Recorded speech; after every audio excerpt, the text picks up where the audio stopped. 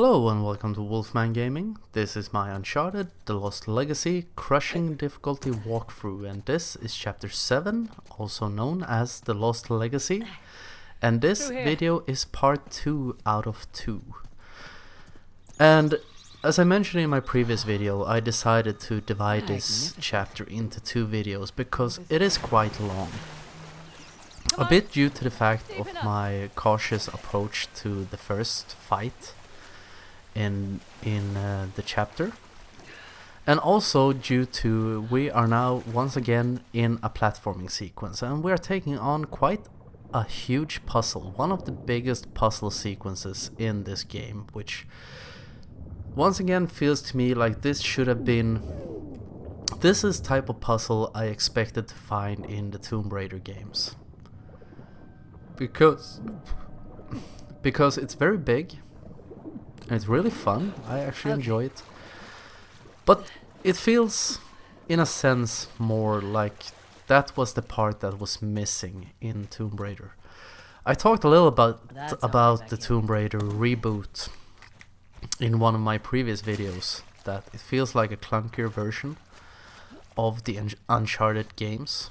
And I stick to that, but that is something, let's talk a little bit about reboots and remakes and remasters, because I read today actually that they are doing a remaster of LA Noire.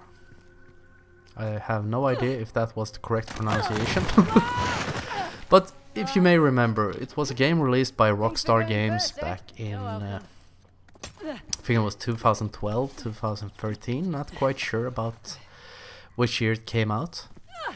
But the first thing I thought when I read that they are doing a remaster of it is, why?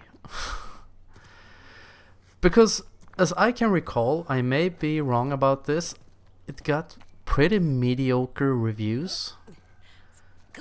Of course the graphics of the game was amazing when it came out, but in my opinion I played it and I thought it was very boring.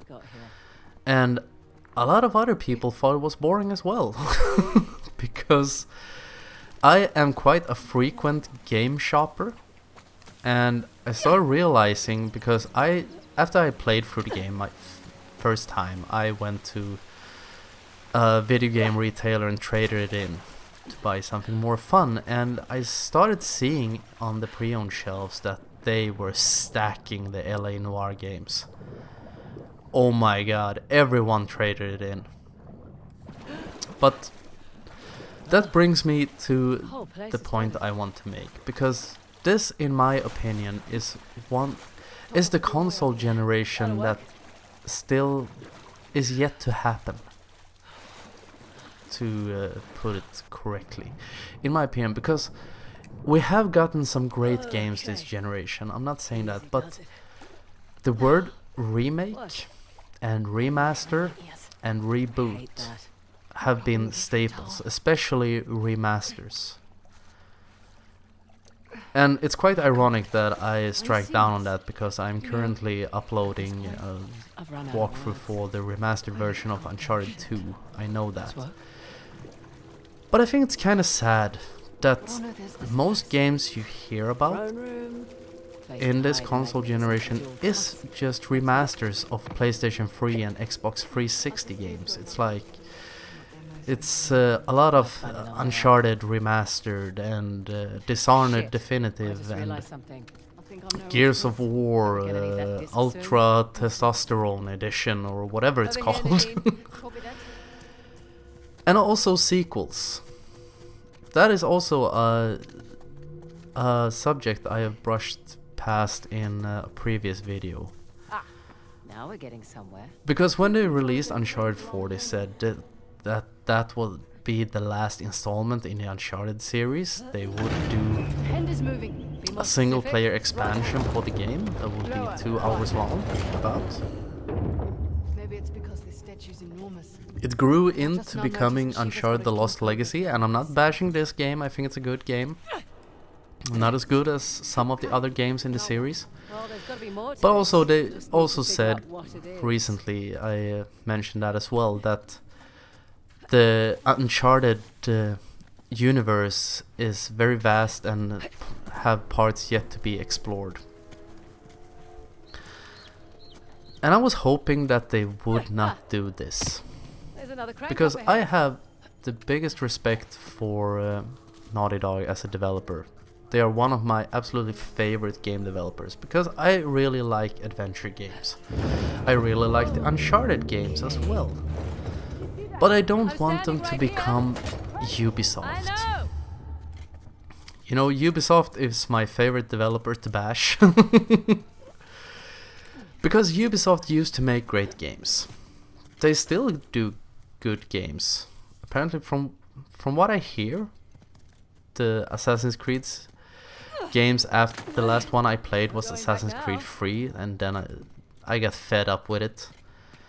And I know not many other people either liked the third installment in that series or the third full-length game in that series.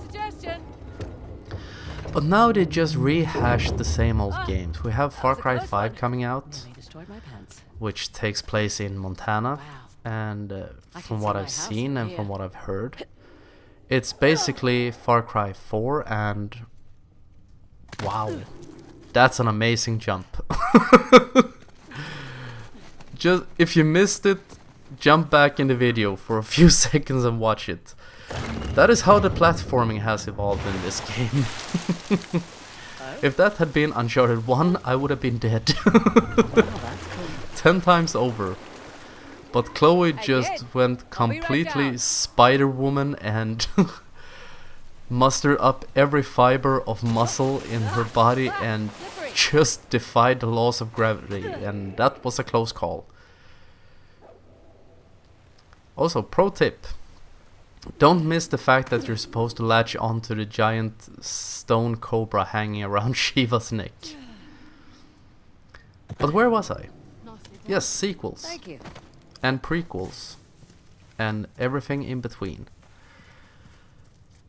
Because I think they can make great games.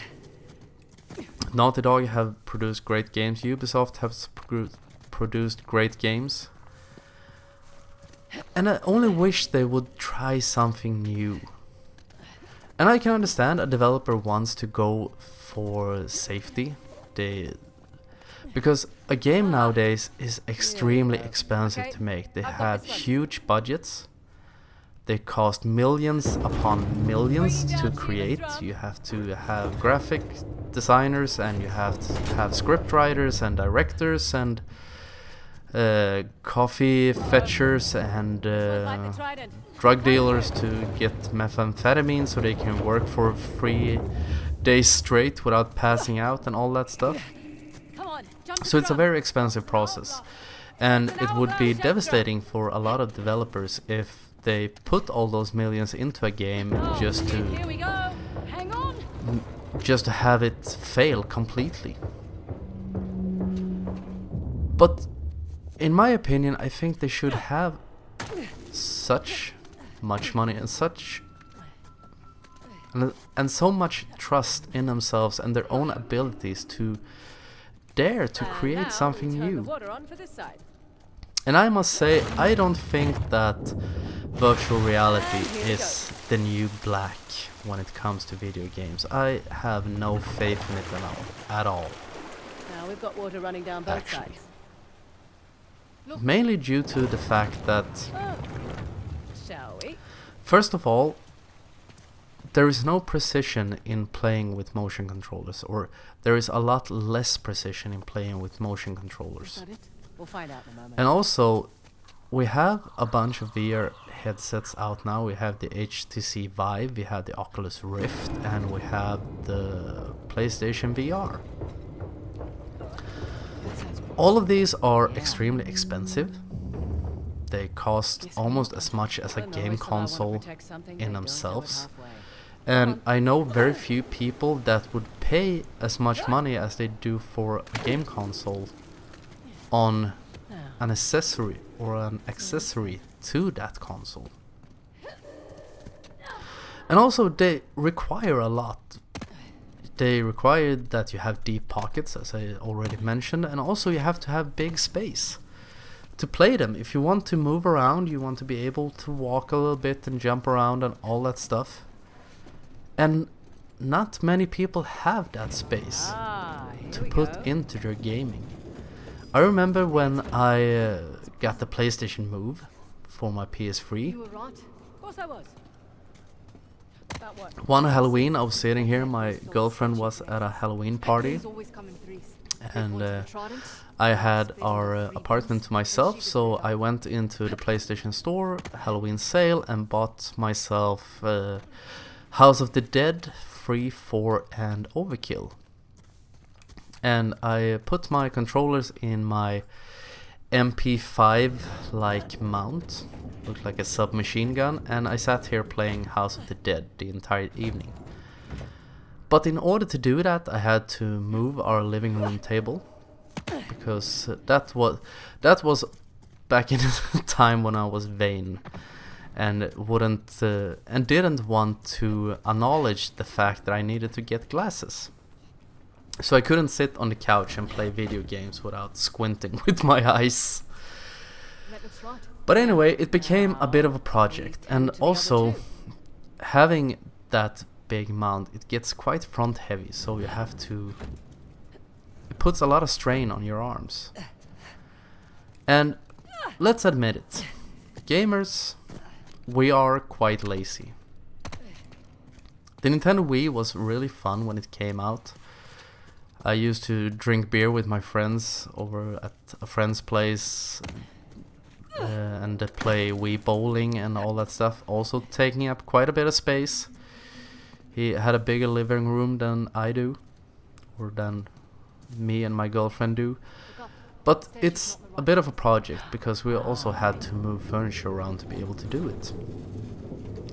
And when you're playing video games, sometimes when I get home from work, I want to sit around, I want to relax, I want to play video games, and I want to sit on the couch with my gamepad in my hands.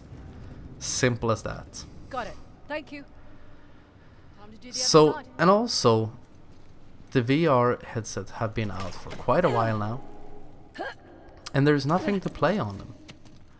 Most of the games that are out are either not functioning very well, or they are basically just fancy tech demos.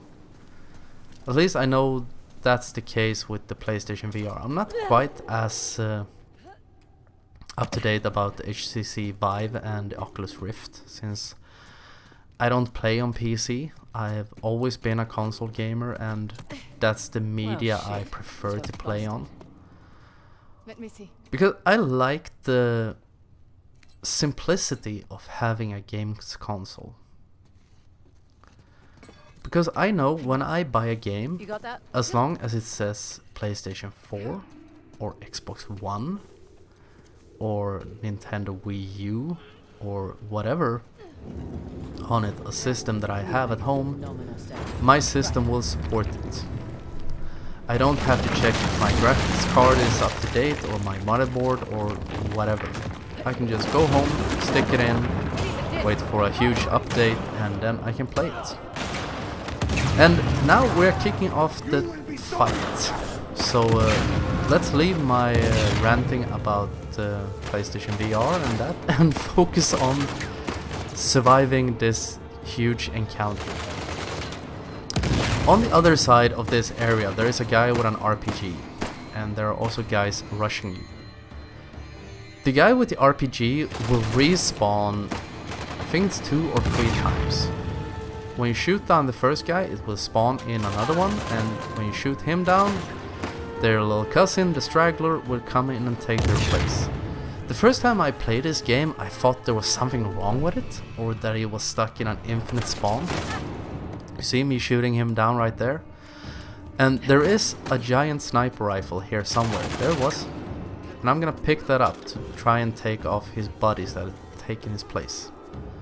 Well, anyway, I thought it was on an infinite spawn, that he had to be there, because parts of this area will start collapsing when we push further up in the battlefield. So, but no, he's not on an unlimited spawn. It's just a wonky spawn. Now we detonate our C4, because why not, and we take out 2 guys with it. And now I can see him standing over there, so I'm gonna use this huge sniper rifle and put 1 bullet straight in his chest. Anytime now. There he is, down he goes. And we hang around for a few more seconds because I know another guy will spawn in. I think he comes in the very second I take down my scope. Or does he? Yep, here he is. Instantly killed him, and that was the last sniper guy. I think, at least. Yeah, so there will be 3 guys with RPGs. Not sniper rifles, sorry. 3 guys with RPGs. So hang around over here. One of the enemies rushing you here at the beginning will have a sniper rifle. If you don't have a Desert Eagle or some kind of power weapon with you, just take out that guy, pick up the sniper rifle and get back behind that collapsed old pillar. Because you are very safe behind there. The RPG guy can't get at you as long as you hide behind it.